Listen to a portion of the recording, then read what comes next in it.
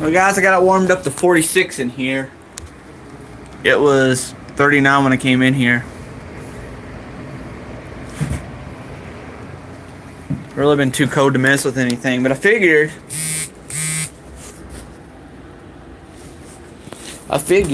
go ahead and do an update on some of the stuff around here. Got the parts.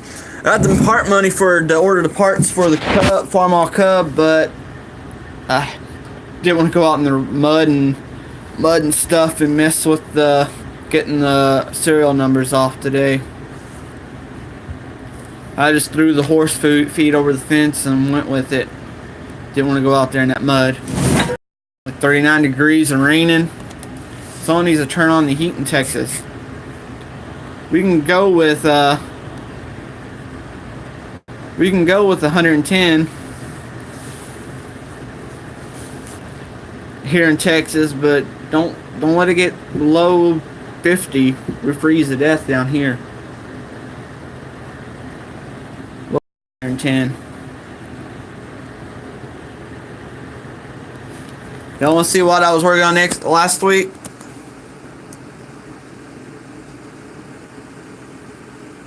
That's a transmission out of a Toro Turfmaster.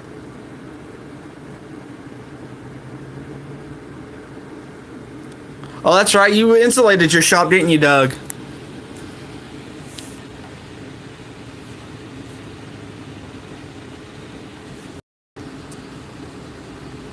I wish I could do that here, but we rent this place, and this shed was part of the property. I guess I could rent to own the shed and just build it the way I want to, but I'm hoping to be moving out of here soon because we live on 2 acres. We live on 2 acres in the middle of the city, and they built a big old apartment complex behind us, and it's going to go down from there. We've already had people breaking in the barn and stuff.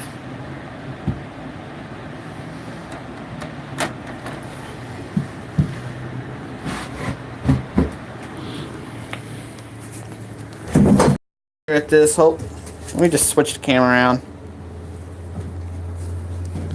So that's what I got done on the tiny tractor build. I welded on some floorboards. Some of y'all probably already seen it. It's on my Instagram. And then these, I don't know how far I can go because I'm still hooked up. So let me grab them.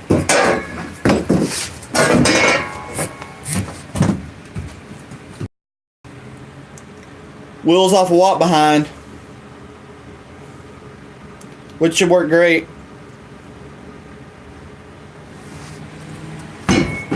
And those wheels right there are dirty, but they're the right size for the front, so I'm gonna go ahead and use those too on it. I got everything but the axle and the jack shaft.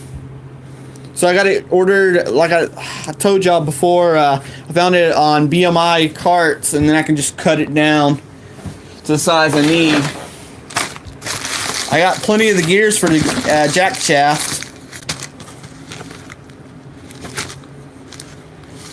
So I got plenty of them. Pretty much got everything but the bearings, the axle, and bearings, axle, jack shaft. I think that's it. Oh, I gotta get a seat spring. I want to find the old seat spring for back there, and that should work great for the seat. But I couldn't get no more welding done because I ran out of welding wire after fixing my dad's tow truck. The toolbox broke off. One of the drivers that was there before him ran into I think a fire hydrant and broke the toolbox bracket. So I had to weld that on. They had people out there to work to do it, but they're so slow to put him down, and when you work for a commission, it's kind of hard to be down like that because of slow mechanics. See, that's why my customers like me. Yeah, it might still take a week or two sometimes, but I'm actually still the fastest shop around here. Starting to get a little bit of a good crowd tonight. First good crowd on my first first time on a live stream. Oh, yeah, I found that Peerless 700 that Stacey in here, you know who I'm talking about. But guy down in Round Rock gave to me, and I'm thinking that Massey Ferguson, I'll put a live axle on there, drop it all down. It'd be cool to build build the full racing mower. But the problem is I don't have the deck for it, and by the rules, I just looked at the rules, you have to have the original deck, and I don't have it no more. So I'll just build it for fun.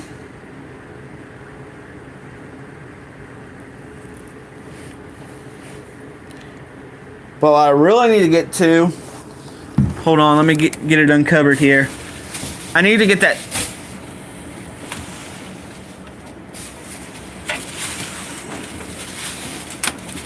Oh heck. Give me one, guys.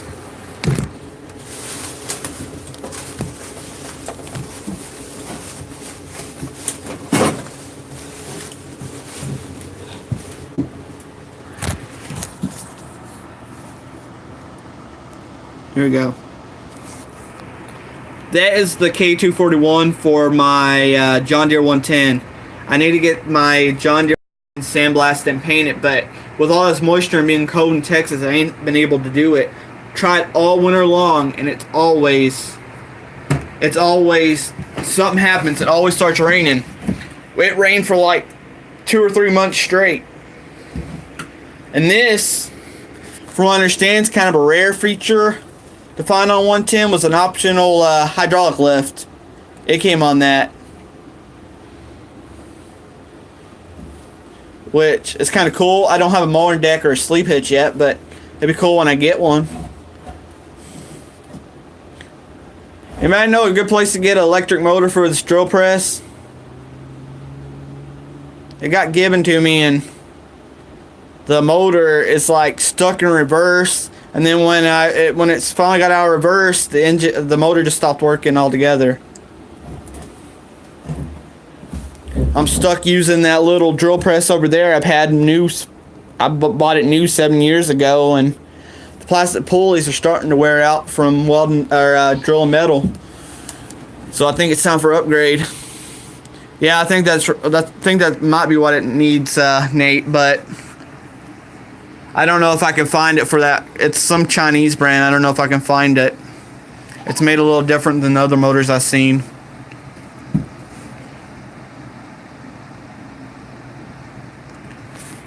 But you'll see. But other than goats, been doing the engine swap on some couple of zero turns out there before the rain came in. Still didn't get them finished up. Worst part I hate about doing zero turns, especially when doing engine swaps, is the wiring. Sometimes the wiring's a little difficult, especially with all the safety devices on modern mowers. But since it takes longer, it pays better, and that's what's paying to fix all these projects.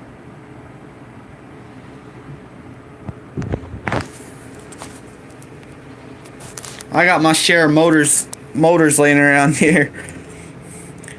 This one needs to go up to the barn to be stored.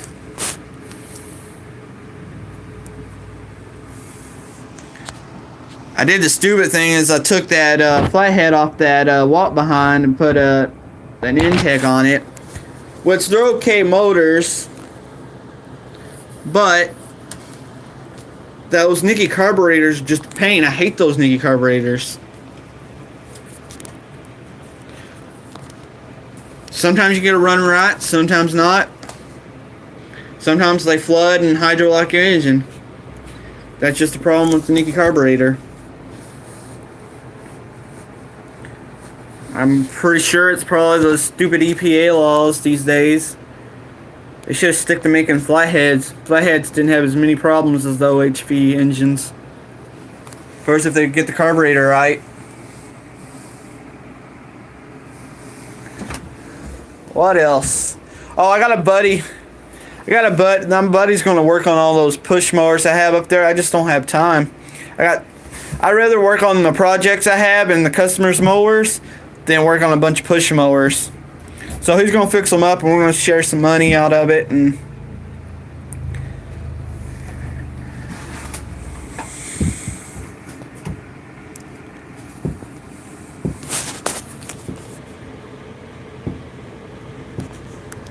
hoping to go to San Antonio this week, sometime soon.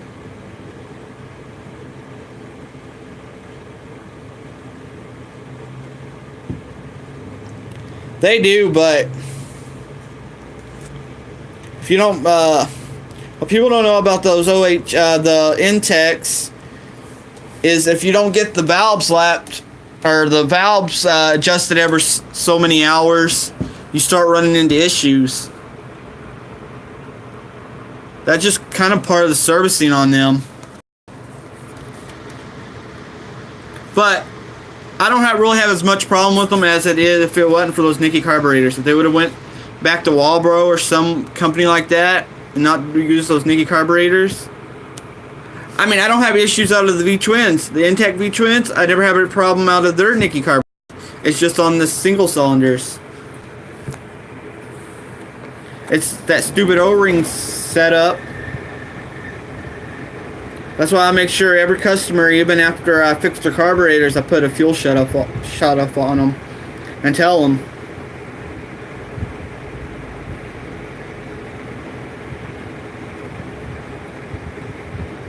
Got a customer that bought the newer Kohler that I'm doing the swap on right now because he put it on a Toro. He had me put it on a Toro first, and those are actually that's been a great engine. It's super quiet, has plenty of power.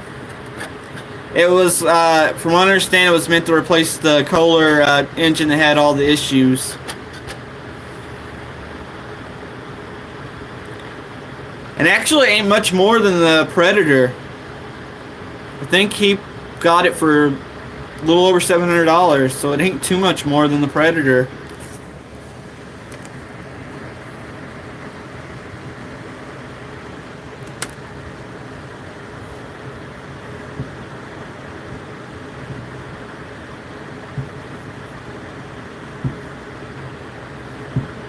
See you later, Hot Rod.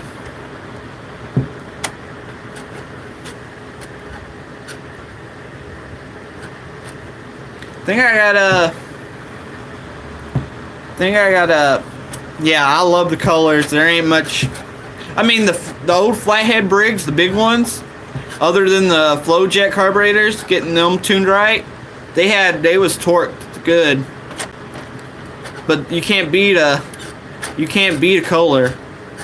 Other than that one they had that was explosive that would blow up. But actually, I haven't actually worked on many of those that had that problem. I know some people like the Kawasaki engines, but I actually had more issues out of the Kawasaki engines than I had Kohlers or even the Briggs Intex. I had one customer it was his fault for not keeping it cleaned up, and then it got an oil leak. Thing caught on fire and melted the block and everything. That's the Toro out there. Actually, it originally had that Kawasaki that caught on fire.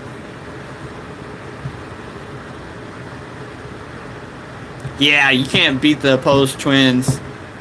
I think Briggs and Stratton broke the mold when they made those. If it wasn't for the EPA laws, they'd probably kept making those.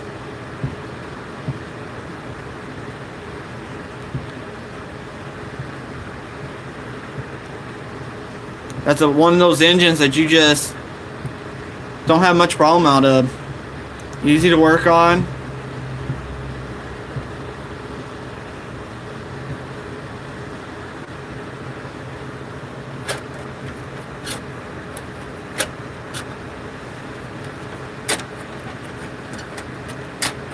My first engine that I ever worked on is someone give me a go-kart and had a stuck valve. So I took the head off. Couldn't afford a head gasket at the time, but for some reason I had some copper RTV, and I fixed the head gasket with that. It lasted all summer that way. The recoil broke. The recoil spring broke. Then again, I still didn't have no money to fix that, so we tied a rope around it and pull started, and that's how. There's a video floating around somewhere. I think it's on my cousin's channel. It had bald tires and everything. You know, it was actually my first big repair and what kind of got me into small engine repairs. From that, I started doing it more and more, and the neighbors needed their mowers fixed, and that's how my shop ended up starting. Took some classes on it.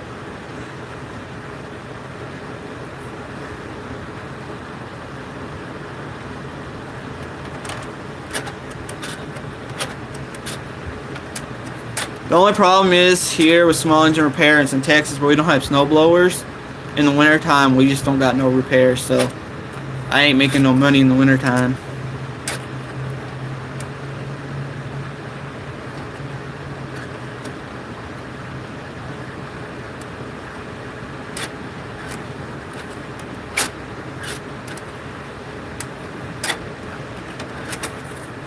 Went from working on that stuff, and now I only really do commercial work.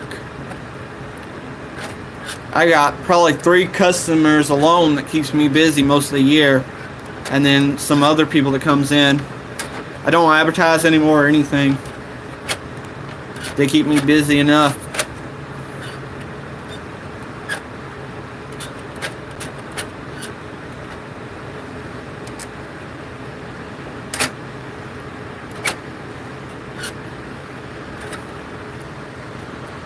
One of these days, though, when get moved out of here into a bigger shop, I would like to become a Briggs dealer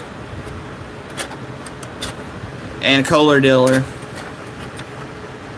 Right now, I'm not a dealer for them.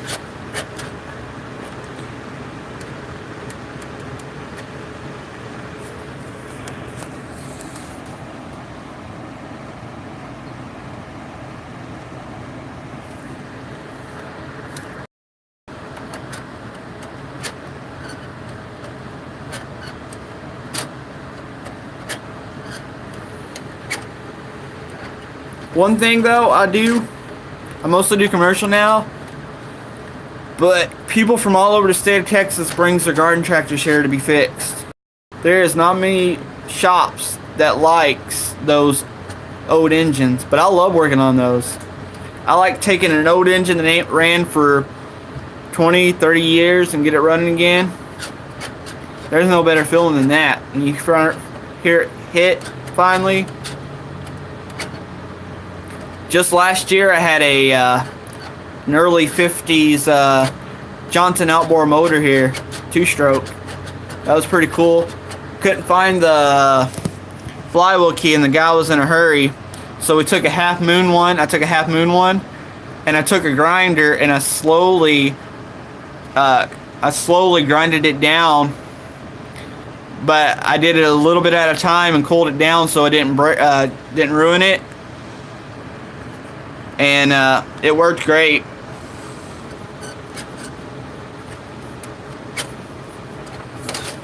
It was probably the guy's fault who worked on it before me because he didn't tighten that flywheel nut down tight enough. I was able to take it off by hand. Happens more than I like to say.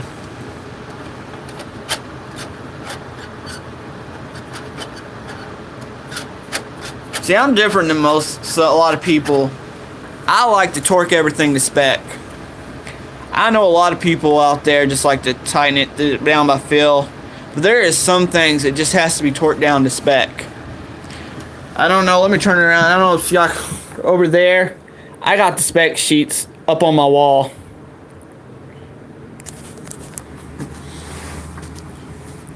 Everything should be done to spec when it's.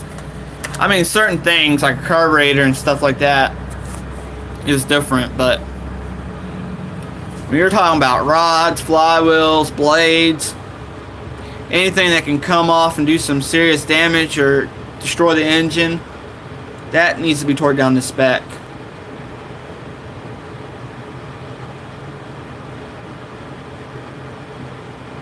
Yeah, that is the worst part.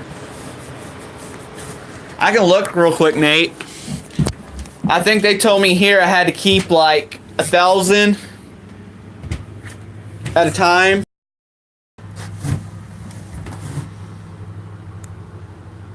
Uh-oh, guys, I better get over here before... Yep, my phone died.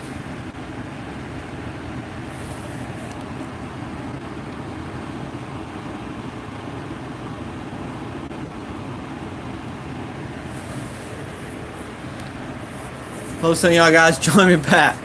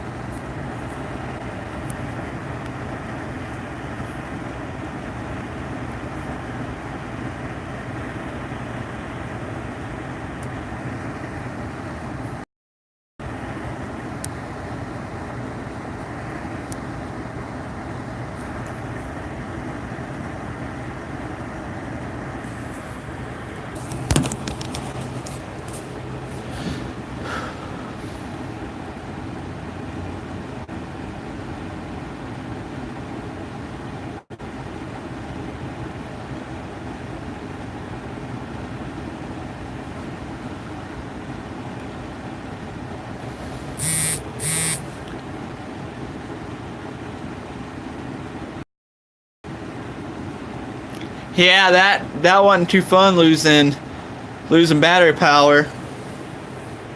I figured it had enough because it was 4% when I unplugged it, but it like instantly went out.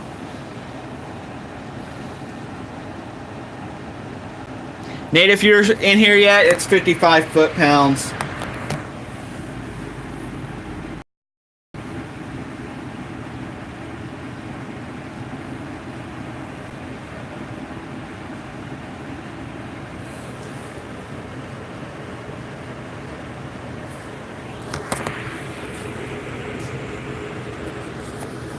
I need a better phone. This phone ain't the greatest phone. Quality of the camera ain't very good either. They don't let me have nice phones because they either drop them in the oil pans or get welding splatter on them.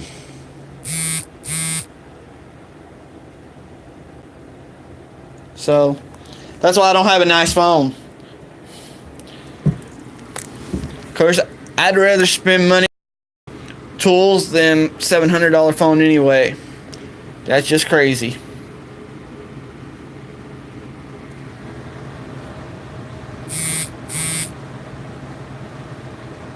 You should see more. I'm seeing more on my end.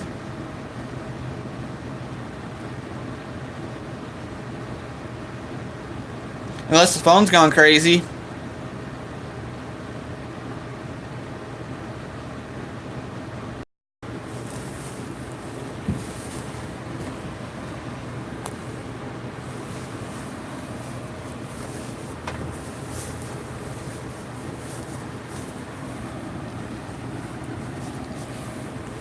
I'm getting closer, guys, to the 100 subs I need to do the giveaway I planned on.